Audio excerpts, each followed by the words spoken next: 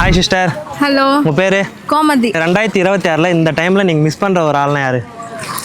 நான் இப்போ மேரேஜ் ஆயிடுச்சு.